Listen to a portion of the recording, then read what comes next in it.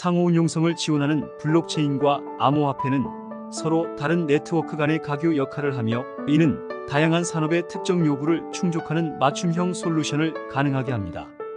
예를 들어 폴카닷과 코스모스는 서로 다른 블록체인 네트워크 간의 통신을 가능하게 하는데 중점을 두고 있으며, 이를 통해 분산된 방식으로 작동하는 독립적인 체인을 연결합니다. 이러한 프로토콜은 높은 수준의 거래 처리량과 보안을 제공하며 다양한 사용 사례와 산업 요구를 충족시키는 데 필수적입니다. 또한 체인링크와 같은 분산형 오라클 네트워크는 서로 다른 블록체인 상의 스마트 계약에 신뢰할 수 있는 외부 데이터를 제공하며, 이를 통해 크로스체인 스마트 계약의 실행을 가능하게 합니다. 이는 실제 세계의 데이터와 블록체인 세계를 연결하는 중요한 역할을 하며, 다양한 산업에서의 블록체인 적용을 더욱 풍부하고 실용적으로 만듭니다. WBTC와 원체인과 같은 프로젝트는 비트코인과 이더리움과 같은 주요 블록체인 네트워크 간의 자산 교환을 가능하게 하며, 이는 더 넓은 범위의 사용자와 응용 프로그램이 블록체인 생태계에 참여할 수 있도록 합니다. 이러한 프로젝트는 서로 다른 블록체인 네트워크 간의 상호운용성을 개선하고 자산과 정보의 원활한 이동을 지원함으로써 블록체인 기술의 유용성과 확장성을 증대시킵니다. 결국 블록체인 기술의 진화는 단순한 거래 기록의 저장소를 넘어서 서로 다른 네트워크와 산업 간에 유연하게 연결되고 상호작용할 수 있는 강력한 글로벌 네트워크의 구축을 목표로 하고 있습니다. 이러한 상호운용성은 디지털 경제의 통합과 확장을 촉진하며 다양한 산업에서 혁신을 가능하게 하는 핵심 요소입니다.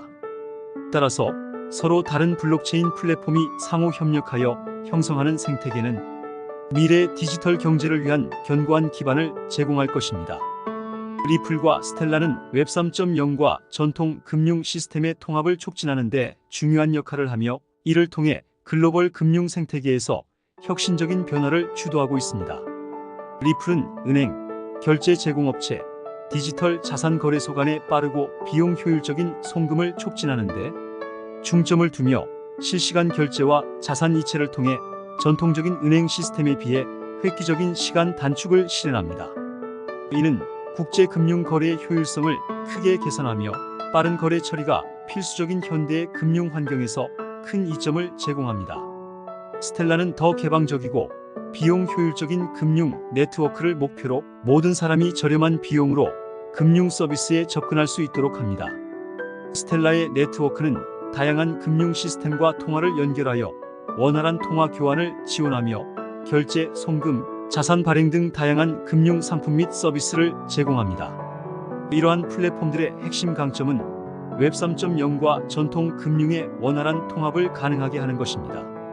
리플과 스텔라는 금융 부문의 통합에 직접적으로 적용될 수 있는 구조를 갖추고 있으며, 이를 통해 글로벌 금융 시스템의 디지털 전환을 가속화합니다.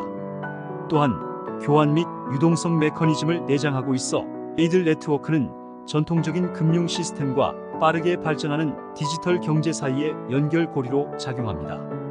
리플과 스텔라는 그들이 제공하는 금융 서비스의 매개체로서 중요한 역할을 하며, 단순한 가치 저장소나 투자 수단을 넘어서 실제 금융 거래와 서비스의 효율성을 개선합니다.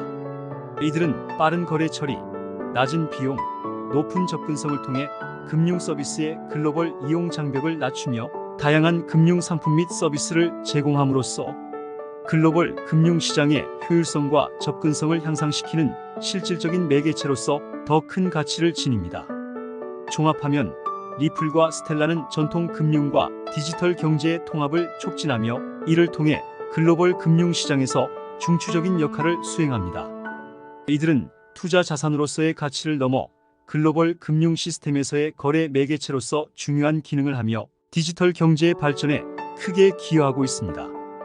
이러한 기여는 리플과 스텔라를 글로벌 금융 생태계에서 혁신적인 힘으로 만들며, 이들이 제공하는 서비스와 기술은 금융 산업의 미래를 형성하는 데 결정적인 역할을 하고 있습니다. 스텔라와 리플은 제드 맥켈럽에 의해 공통의 뿌리를 가지고 있지만, 그들의 개발, 조직 구조, 그리고 규제 접근 방식에서 근본적인 차이를 가집니다. 리플은 비즈니스 중심의 접근 방식을 취하며 은행과 금융기관에 집중하는 반면, 스텔라는 비영리 기반의 오픈소스 프로젝트로서 더 넓은 금융 접근성과 포용성에 초점을 맞추었습니다. 리플이 초기 코인 제공, ICO를 통해 자금을 조달했고, 그 과정에서 미국 증권거래위원회로부터 잠재적인 증권으로 XRP를 분류하는 등 법적 문제에 직면한 것과 달리 스텔라는 ICO를 진행하지 않고 다양한 방식으로 토큰을 배포하여 법적, 규제적 도전에서 상대적으로 자유로웠습니다. 이러한 초기 접근 방식의 차이는 두 프로젝트가 직면한 규제 고려 사항과 위험에 중대한 영향을 미칩니다. 증권 토큰과 유틸리티 토큰의 구분은 이러한 법적 문제에서 중요한 역할을 합니다. 증권 토큰은 투자 목적으로 사용되며 엄격한 금융 규제를 받는 반면 유틸리티 토큰은 서비스나 네트워크 내에서 사용되며 규제가 덜 엄격합니다. 리플의 경우 XRP는 SEC에 의해 증권으로 간주될 가능성이 있어 더 엄격한 규제의 대상이 되었습니다. 반면 스텔라는 ICO를 통해 출시되지 않았으며 비영리 및 오픈소스 개발에 더 집중되어 하위 테스트에 따라 증권형으로 분류되는 것과 거리를 둘 수 있습니다. 리플과의 법적 분쟁은 디지털 자산 산업의 중요한 선례를 제시합니다. 이는 미국 법 체계 내에서 유사한 디지털 자산이 어떻게 분류될지에 대한 규제 기준을 설정할 수 있으며 리플뿐만 아니라 스텔라를 포함한 다른 프로젝트에도 영향을 미칠 수 있습니다. 이러한 상황은 디지털 자산의 규제 환경에 대한 이해와 전략을 형성하는 데 중요한 역할을 하며 디지털 자산의 미래와 그것이 글로벌 금융 시스템 내에서 차지할 위치를 결정짓는 데 기여합니다.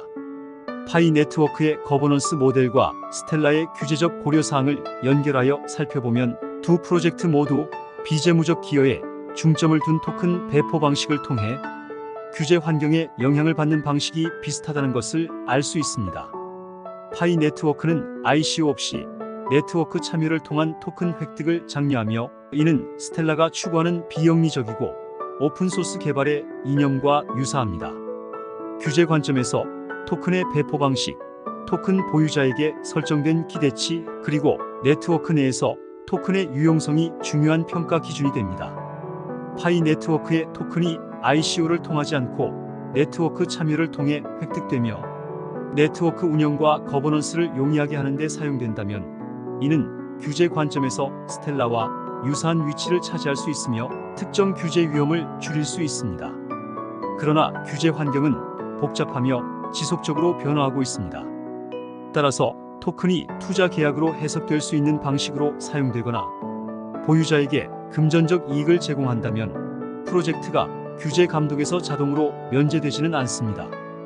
파이 네트워크가 KYC 준수를 강조하는 것은 규제 기대치에 부합하는 전략적 접근이며 금융 범죄 및 규제 불이행 위험을 완화하려는 노력을 반영합니다. KYC와 사용자 검증에 우선순위를 두는 파이 네트워크의 접근 방식은 사용자 및 규제 기관과의 신뢰를 구축하고 규제 환경을 효과적으로 탐색하는 데 도움이 됩니다. 이는 파이 네트워크가 준수하고 지속 가능한 생태계를 구축하고 규제 표준 및 기대치와 공존할 수 있도록 하는 데 중요합니다.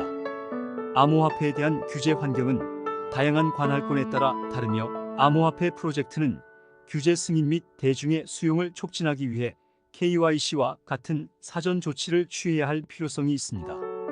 이러한 접근 방식은 향후 규제 명확성이 확립됨에 따라 암호화폐 프로젝트, 투자자 및 기타 이해 관계자에게 명확한 지침을 제공할 것입니다. 결론적으로 파이 네트워크와 스텔라의 사례는 규제 환경에서 토큰 배포 및 거버넌스 모델의 중요성을 강조합니다. 이러한 모델은 프로젝트가 직면할 수 있는 규제 위험을 현저히 줄일 수 있으며 암호화폐 생태계가 규제 기관과의 협력 속에서 지속 가능하고 신뢰할 수 있는 방식으로 발전할 수 있는 기반을 마련합니다.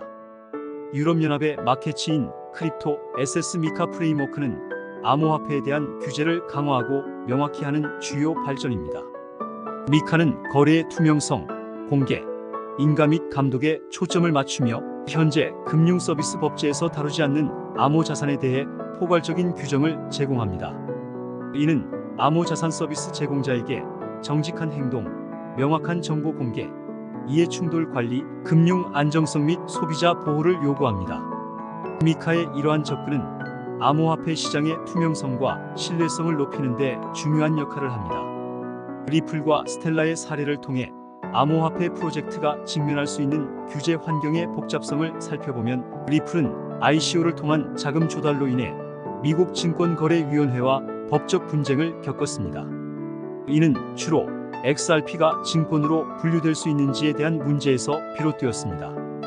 반면 스텔라는 비영리 오픈소스 프로젝트로서 ICO를 피하고 이를 통해 상대적으로 부드러운 규제 환경을 탐색할 수 있었습니다.